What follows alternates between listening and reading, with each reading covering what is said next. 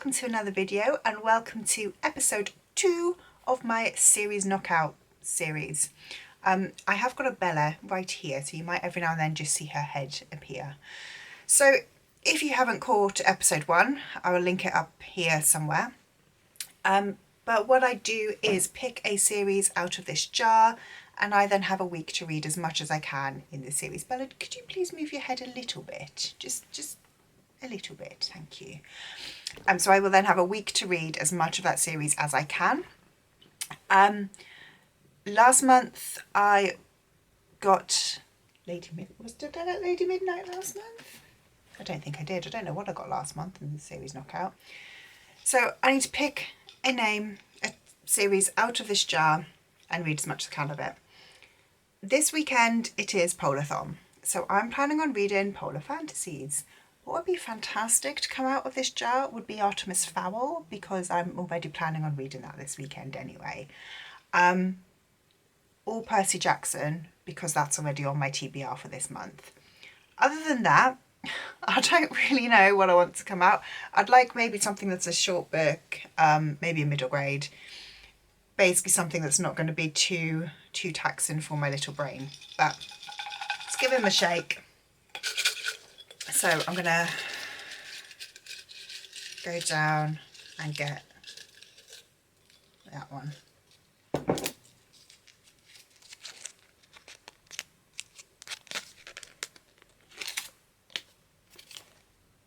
Did I? How have I done that? Really, so that is Percy Jackson, and the Percy Jackson series that I am up to is Trials of Apollo.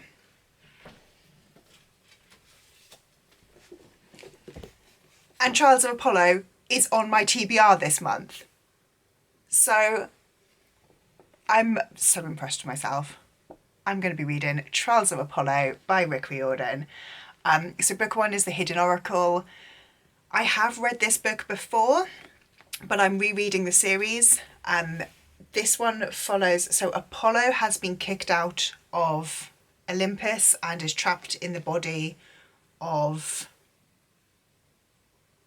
I don't know what he's called, of this teenage boy who's like a kind of spotty, gangly 12-year-old boy. He needs to get to Camp Half-Blood and basically get himself back in Zeus's good favour, I think. Like I said, I've read book 1. I have also read book 5 in this series randomly, but I don't remember very much about it. I have recently reread all of the Percy Jackson series and the Heroes of Olympus series, so I'm really excited to continue on to Trials of Apollo. And I'm just so impressed with myself that I have pulled out Percy Jackson when it's on my TBR and I needed to read it this month anyway. So amazing. Trials of Apollo is on the TBR. I'm going to go and get reading. Hello, good evening. It is Friday night and I've been reading The Hidden Oracle. I am about 75 pages in, and this is technically a reread for me. I have read it before many years ago. I haven't read the whole series though. I'm enjoying it so far. I do find this series of like the 3 main Percy Jackson series, so like Percy Jackson, Heroes of Olympus and then Trials of Apollo, this one I do find the least enjoyable because I don't really like Apollo. I don't like his voice. I think it's done well because the way that he is portrayed in this is as a kind of arrogant an arrogant person. But I don't enjoy him as much as I enjoy the books from Percy's point of view or Jason's point of view. I love Jason. I think we do see Jason in this series actually. Can't remember.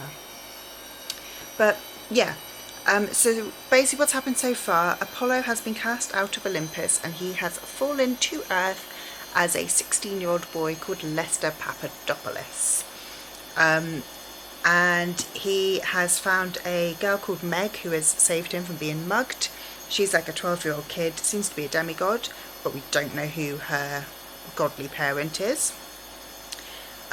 They went to Percy. Percy's taken them to Camp Half-Blood with a few little adventures en route, and they've just walked into Camp Half-Blood. So Apollo has also, the Oracle at Delphi has been missing, and he's just now, while they've been trying to get into the camp, he's had a voice in his head, which seems to be giving him a prophecy or telling him to go on a quest. So yeah, so far I'm enjoying it. It is, like any Rick Riordan book, very, very fast paced. It's fun, it's easy to read. I feel like I will finish this one this weekend for sure. I think I should be able to at least make a start on the second one. About the washing machine in the background. This young lady, who is fast asleep, had a little accident, and I have had to throw some of her bedding in the laundry,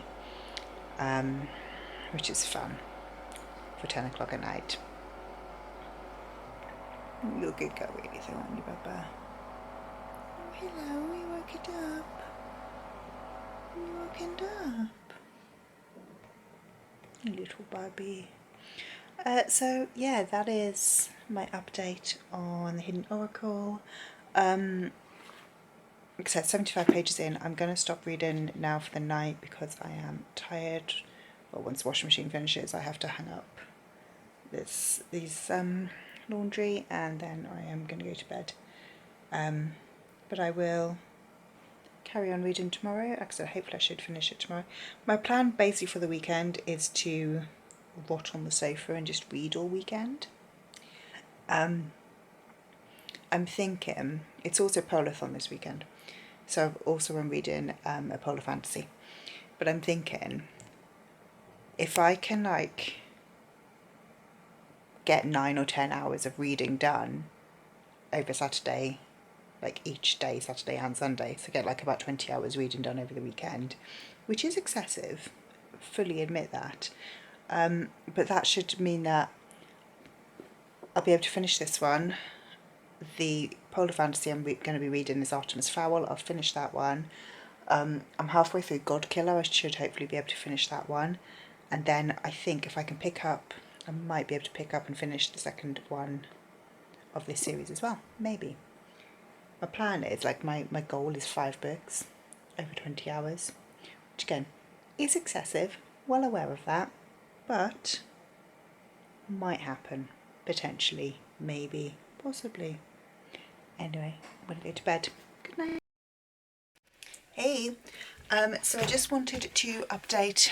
I have finished The Hidden Oracle, first book of Trials of Apollo series. I really loved it. I haven't rated it yet. When I read this one before, I gave it a 4-star. It's probably going to be about the same. But I did want to highlight a couple of things that I did really, really enjoy about this book. So I have got 2 little tabs in here.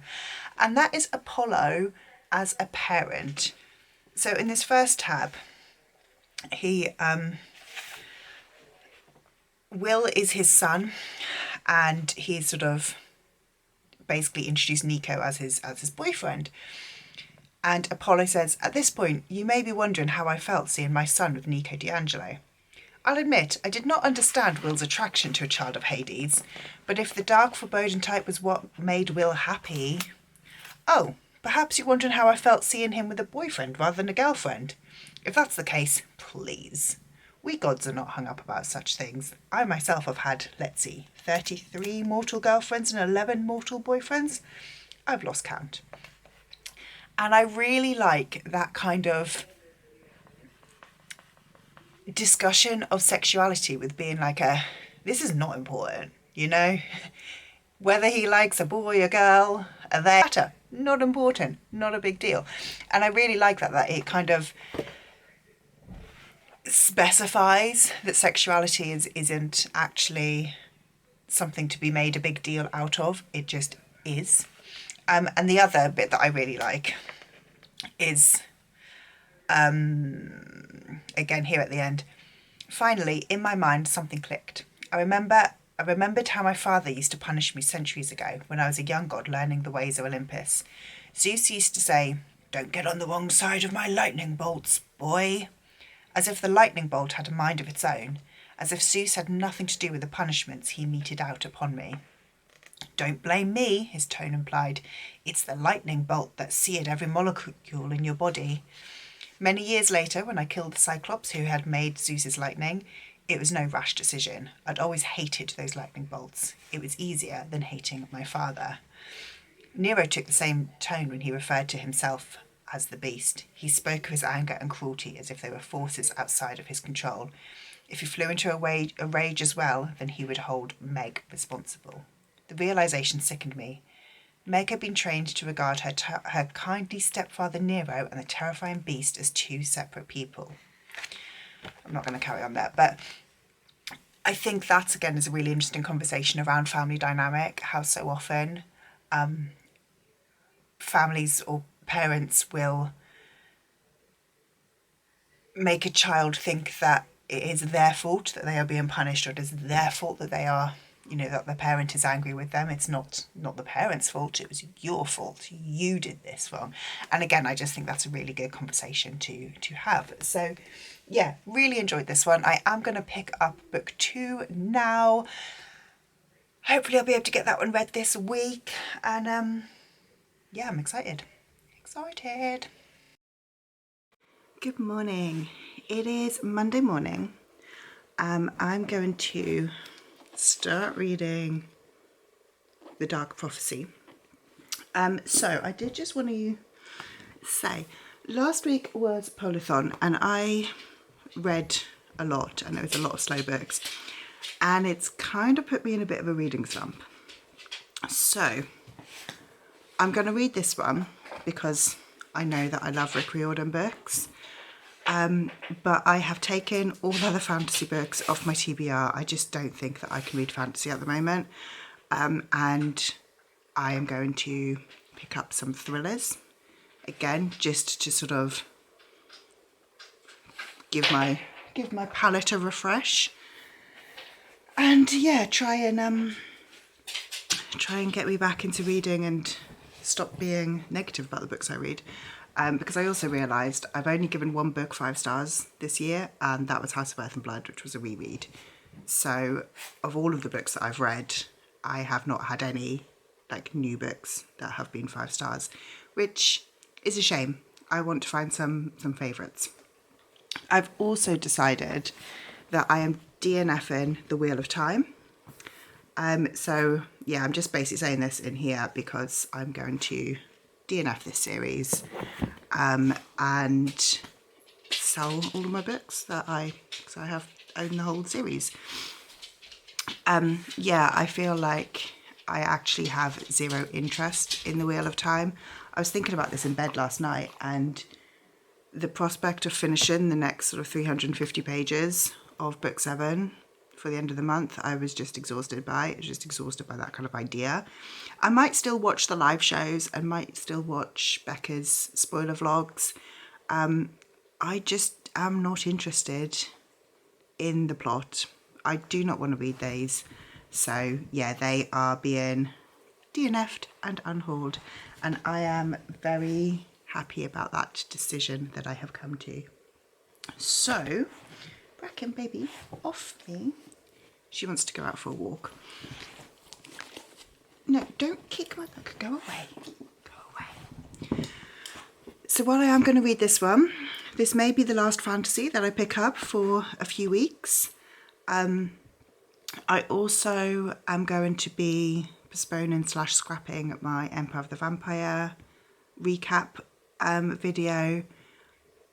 I plan to have that out next week. I'm not going to read Empire of the Vampire before next week, and I don't want to kind of pressure myself to read it for a video when I'm in a bit of a fantasy slump. So I'm not going to be reading that one, probably not going to be reading that one this month. Empire of the Damned comes out at the end of the month, so while I might do a reading vlog of, maybe do a reading vlog with the 2 of them when the next one comes out, I don't know when that's going to be. I might not be reading it for another sort of 2 or 3 months. But yeah, I am, like I said, I'm happy with these decisions because I was getting fed up with the fact that every single book I was kind of finding negative. And I was speaking to my friends about it last night. They were like, you've read a lot of fantasy and you're not enjoying it. Like, so stop reading fantasy. Just give yourself a break. So that is what I'm going to do. Anyway, this is a series. This is my series reading vlog. So I need to pick up The Dark Prophecy, the name of which I cannot remember again. And I will check in with you when I have read a bit, had my cup of tea, and before Bracken gets too irritating. Look at this. She's trying to bury underneath my bum. Can we not? Oh, bless you.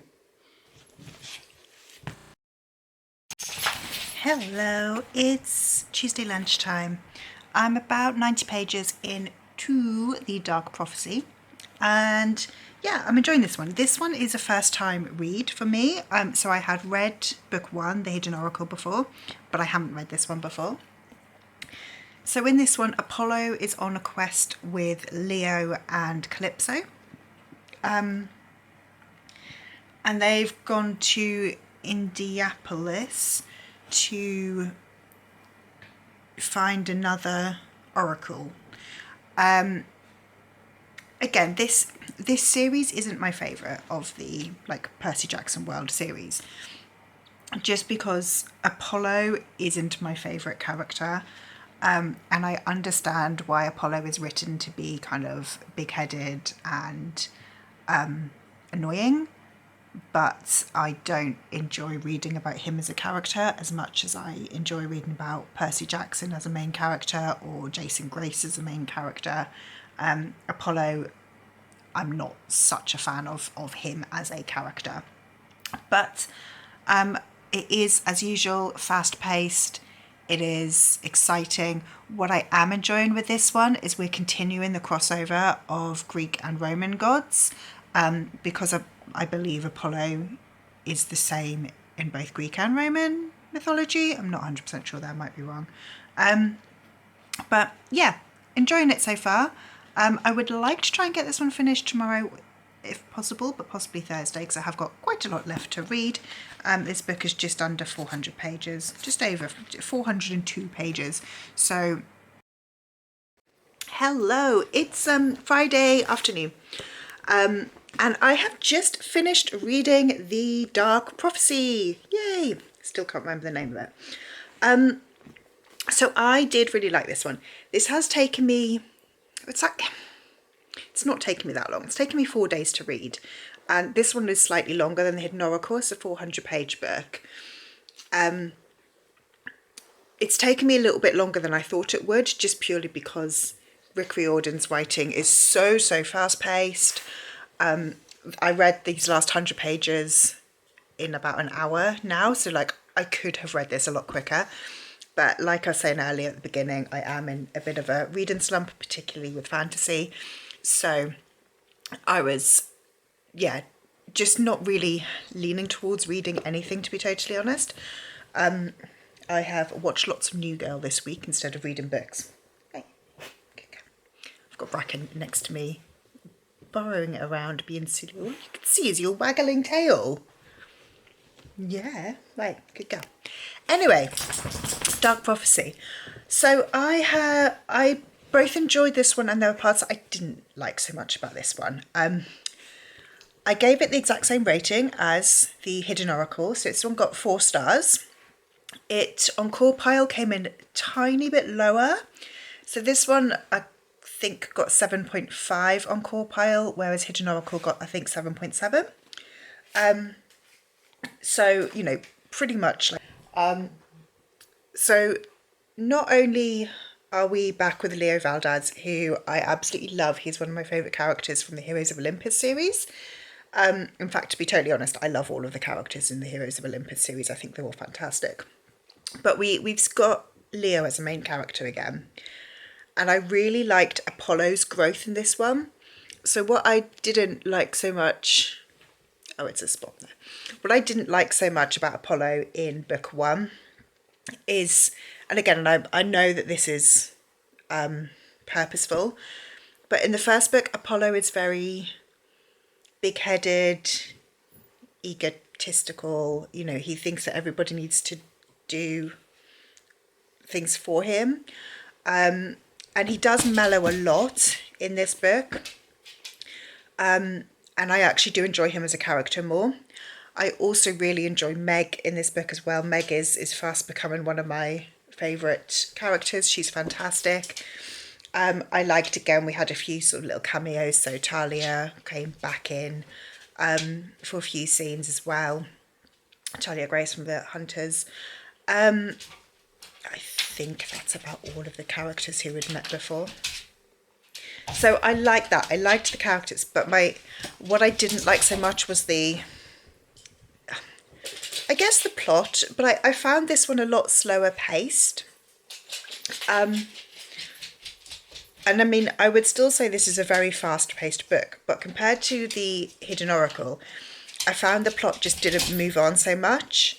So like I said, this book is 400 pages. We've skipped the whole journey from New York to Indiana. So we've just appeared in Indiana. Apparently the journey took 6 weeks. We haven't seen any of that. All of this 400 pages is in Indiana and takes place over about 3 days. So for me, that's a lot of things to happen in a very quick period of time, but it didn't feel like we needed quite so many pages for that period of time. There was a lot of scenes. So we've got a place called Way Station where most of the book takes place, and I really enjoyed the Way Station. It's a slightly sentient house, and there were just a lot of like very domestic scenes there. So there were like, I think about 3 scenes of Apollo peeling carrots, which again, you know, fine. You know, once is fine, but I don't think we needed quite so much of that like domesticity. And I do understand that obviously the point of it kind of helps to make Apollo's mellowing make sense. But yeah, overall, like I said, 4 stars for this one. I did really, really enjoy it. Hey, Baba, you're going to interrupt now, are you? I'm not going to read any more of the series today. I'm wrapping this vlog up now. Bracken, please get off me. Thank you. So yeah, I'm going to wrap this vlog up now. I'm glad I've read 2 books in this series. This has meant, again, I have, you know, started a new series, but also actually have been able to make a bit of progress in it as well, rather than just starting a series. This is definitely a series that I am prioritising this year. I do want to get this series finished within the next few months. And yeah, because then I feel like I can read the new Percy Jackson book.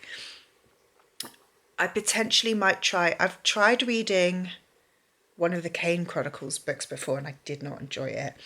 I have got a Magnus Chase book, so I might try reading that one after I finish this series, and see my thoughts there. But I have a feeling I might end up just sticking to the Percy Jackson universe. But yeah, I'm excited to get to, I can't remember what the new one is called, Chalice of the Gods, but I want to finish all of the Trials of Apollo first. So yeah, that is my wrap up for series Knockout episode 2. I have read 2 books, which is good, making progress in these series. If you have read the series, please let me know your thoughts on it. And if you like this video, please leave me a like, subscribe down below, and I will see you in the next one.